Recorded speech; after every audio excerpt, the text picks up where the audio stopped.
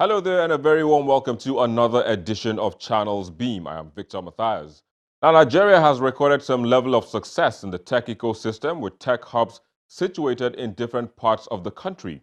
However, the Yaba area of Lagos, now termed Yabacon Valley, remains the prominent of them all. This edition of Channels Beam will be focusing on other hubs in the country, their successes, challenges, and how government can come in to support technology hubs in other parts of the country to catch up, if not with their peers globally, with their peers here in Nigeria. But as always, we will first bring you the social media trends in the past week and then focus on two hubs from the Northeast and Northwest before we begin the conversation.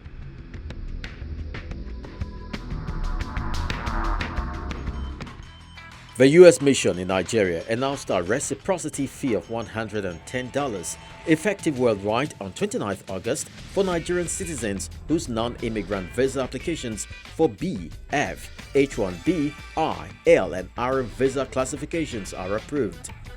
The Nigerian government has since revised what American citizens pay to obtain visas.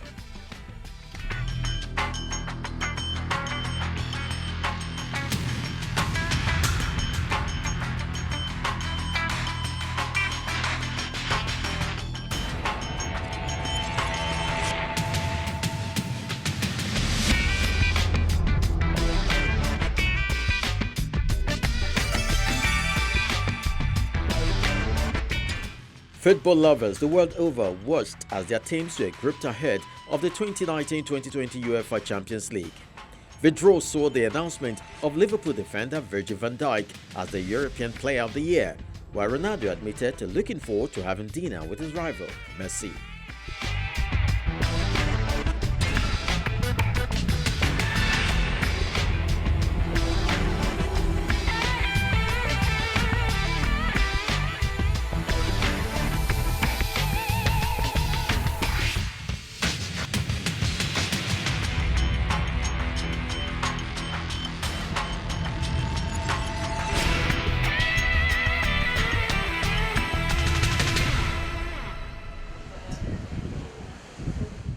Nigeria has recorded some level of success in the tech ecosystem, with tech hubs situated in different parts of the country where solutions have been proffered to a myriad of challenges.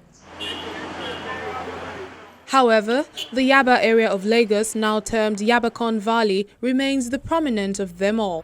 Yola, the Adamawa state capital, also plays host to one of such hubs, named the Northeast Humanitarian and Innovation Hub.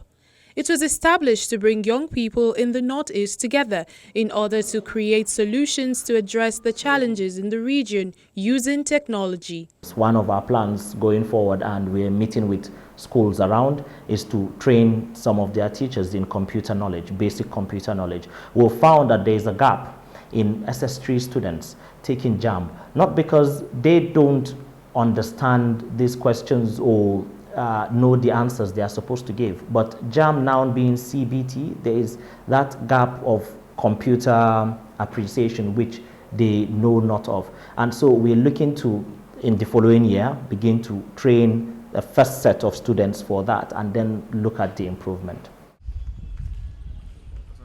The brainchild of the VP's Office on Social Investment, headed by Muhammad Brahma and launched by Vice President Yemi Oshibajo in 2018. What innovative idea has the hub incubated since inception? What we've been doing with innovators is addressing these challenges and identifying those that are feasible to be implemented in the Northeast. So we've worked with a couple of them. We had Zidal Dignity Kit, Zainab Lawanda, is based in Maiduguri. What she does is provide dignity kits for women during their menstrual cycle. So VR360 did a documentary when we had our launch in Bakassi. And following that, we had the Daughters of Chibok documentary that has been toured. We have been on a country tour since this year, and that was showcased to mark 5 years since the abduction of the Chibok girls.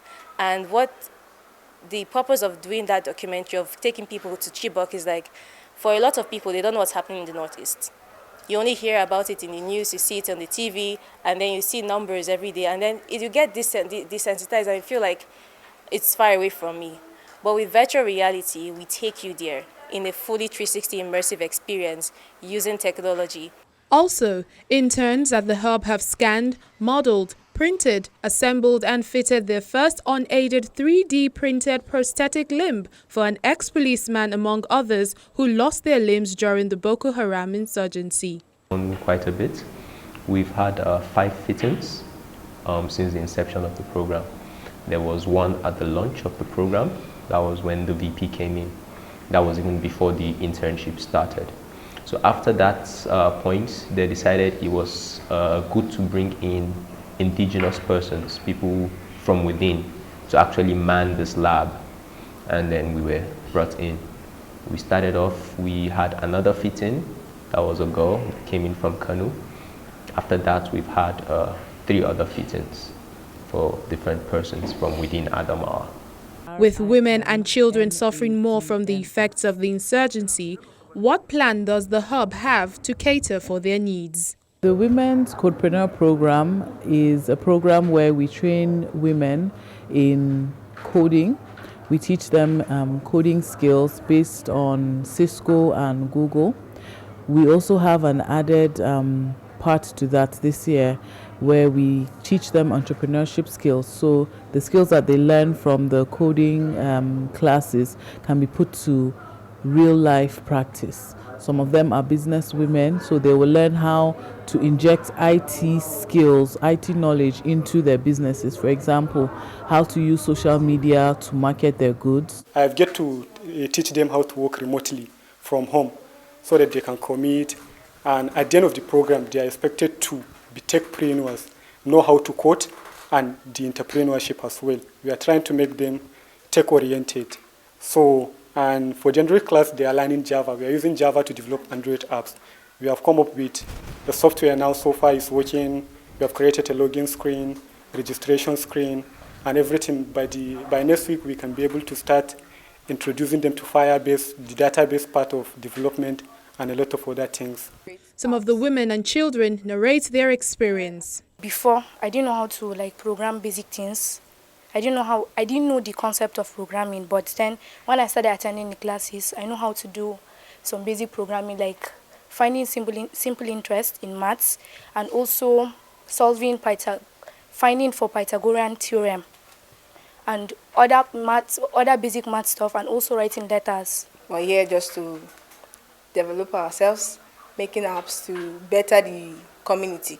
For now, we're working on an app called Gona to sell farm produce to people around.